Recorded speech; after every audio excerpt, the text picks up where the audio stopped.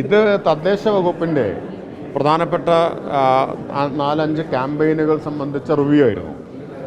ഒന്ന് മാലിന്യമുക്ത നവകേരളം, അതുപോലെ തന്നെ അതിദാരിദ്ര്യ നിർമ്മാർജ്ജനം, ഡിജിറ്റൽ കേരളം, പിന്നെ അദാലത്തിൽ തീരുമാനങ്ങൾ നടപ്പാക്കിയത്, ഇങ്ങനെയുള്ള കുറച്ച് കാര്യങ്ങൾ സംബന്ധിച്ച, അതുപോലെ സമ്പൂർണ്ണ പാലിയേറ്റീവ് കെയർ, ഇത്തരം കാര്യങ്ങൾ സംബന്ധിച്ച ചർച്ചയാണ്.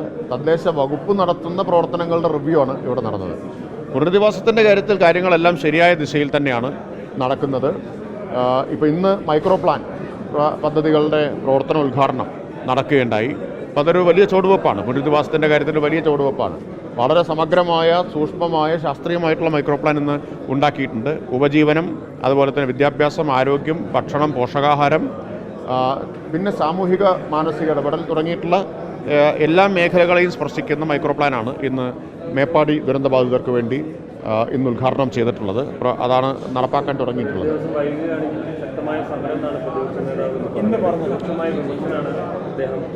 ഞാൻ ഇതുപോലുള്ള കാര്യങ്ങളെ നമ്മൾ സങ്കുചിത രാഷ്ട്രീയ മുതലെടുപ്പിന് ഉപയോഗിക്കുന്നത് ശരിയല്ല.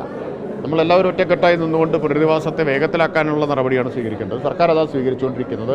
പ്രതിപക്ഷം ആ നിലയിൽ ഉയർന്ന് പ്രവർത്തിക്കുമെന്നാണ് പ്രതീക്ഷിക്കുന്നത്. അതിപ്പോൾ ഇന്ന് റിവ്യൂ ചെയ്തിട്ടുണ്ട്. തെരുവുനായ ABC കേന്ദ്രങ്ങൾ കൂടുതൽ ആരംഭിക്കും. ഇപ്പോൾ നിർമ്മാണം പൂർത്തിയായതുണ്ട്. മൊബൈൽ ABC കേന്ദ്രങ്ങളും ആലോചിക്കുന്നുണ്ട്.